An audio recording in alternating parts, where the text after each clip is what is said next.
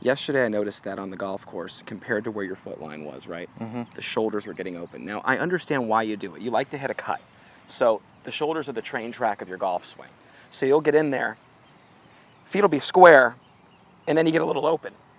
And for me, I'd like to see the feet and the forearms more matching. You know, I don't want to see crisscross lines. Now, what was happening was you got the left arm underneath the right, and then the target, you know, you're aiming this way, the target's over there.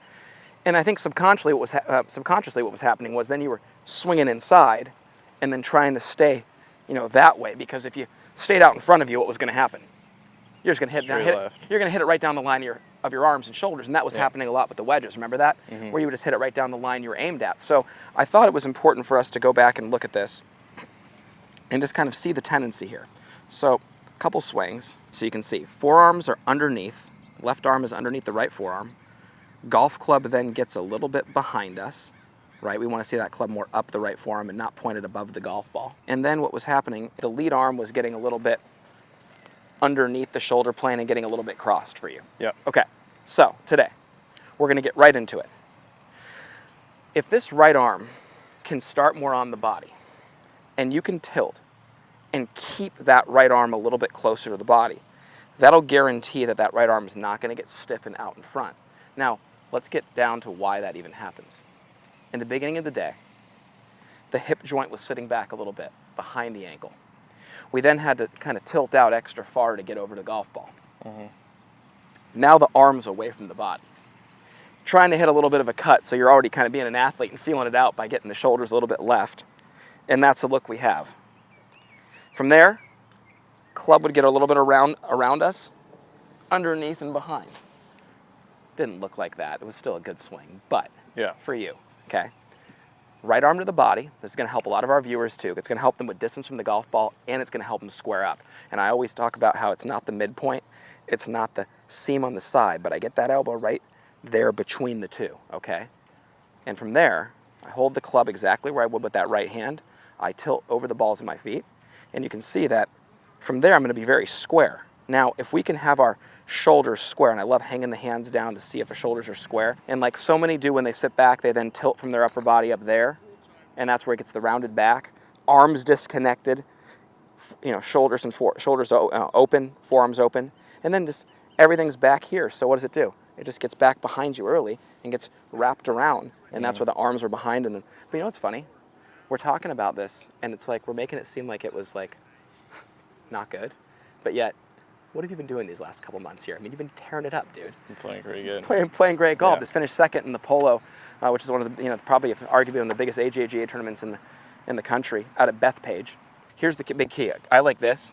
I'll come in here, you know, you can kind of keep those forearms real level like that, and then I come in and hold this here and just try to feel like the hands don't bump into this, and show me that takeaway for a sec. There it is.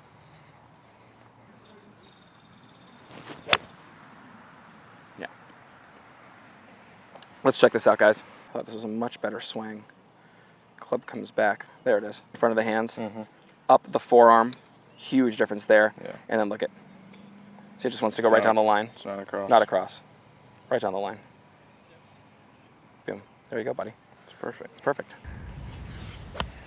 All right, bud. There it is. Hips over ankles. You're nice and sharp. You got the arms more square. Little hip bump. Beautiful. Club in front of you. Oh, that is the best golf swing I've seen on this driving range in a while right there. Whoa. That felt really good. That right there was the best I've seen since the last time I had Mason Anderson and Cameron Sisk on this driving range. All right, so forearms are much more square there. Good. Something about squaring up those forearms too. Last thing about that. It's funny enough, you know how that happens? The hip bump. Yeah. The hip bump. And here's why. Watch this. Think about our arms here and hands. If I'm praying in the middle of my body, hands together, my shoulders are dead square, right? Now watch. Right hand reaches lower for the grip, which it does. Uh-oh. That shoulder went a little open. Now how about the ball position, which is always living from middle to forward? Forward ball position. Uh-oh. Shoulder more open. Yeah. So what's interesting about that is When I bump my hips, watch what happens to my right shoulder. See how it drops a little bit? And that's because the spine angle is perpendicular to our belt line. So when I am here, I bump that lead hip, this shoulder drops. Now this arm can get softer. Okay, so I'm not physically dropping the shoulder by itself. I'm standing neutral. I'm bumping my hips, and that spine angle puts the shoulders slightly on a little bit of a tilt, and that allows that right arm to be a little softer and keeps that. So I would bump the hip a little bit. I thought about that last night when I was watching on the course and looking back at the videos. You look good, but I'm like, man, you know, just a little bit more hip bump will drop that right side and make it a little softer, make it easier to get that right arm into position, square up your upper body, okay? Okay. Also promotes that nice big turn to the top. Watch how much better his takeaway is though right away when he does this. Keep it 3/4. Club in front of you, 3/4 swing. Beautiful backswing though. Wow. Oh, guys. Hopefully is the microphone working well this morning?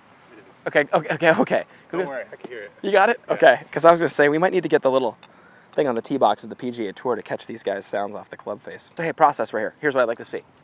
Right here. Boom. Boom. Right there.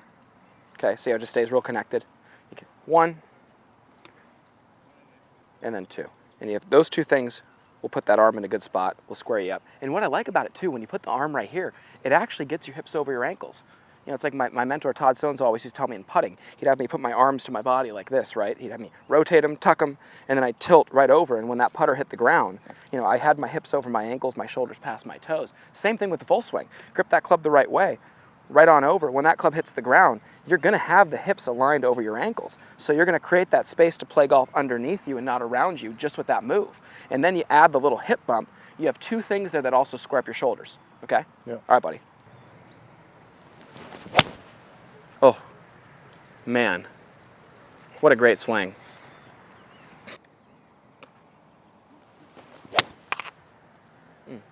But I was going to say, one thing I want the viewer to watch today is this rhythm. You know, his rhythm is impeccable. I mean, that's one thing I think that sets this guy aside. You know, we were actually working on that, ironically, on putting yesterday, talking about his rhythm. But with his golf swing, it's absolutely one of the smoothest swings out there. It just flows. You know, his arms, hands, and body have a great connection throughout the swing. And if you watch him, his hands and his club are moving at the pace of his body's turn. So it's like his lead shoulder is pacing his hands and making sure his hands and club work at the same speed. And he has that beautiful flow all throughout his swing. This is the kind of swing that you can watch 20 times before you go play golf, and then you're going to play better as a result of it. So much more square today. I love that.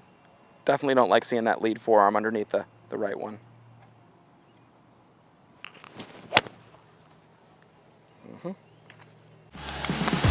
At Porzak Golf, we take a lot of pride in having developed some of the best and most consistent golf swings on the planet. We do this through simplicity.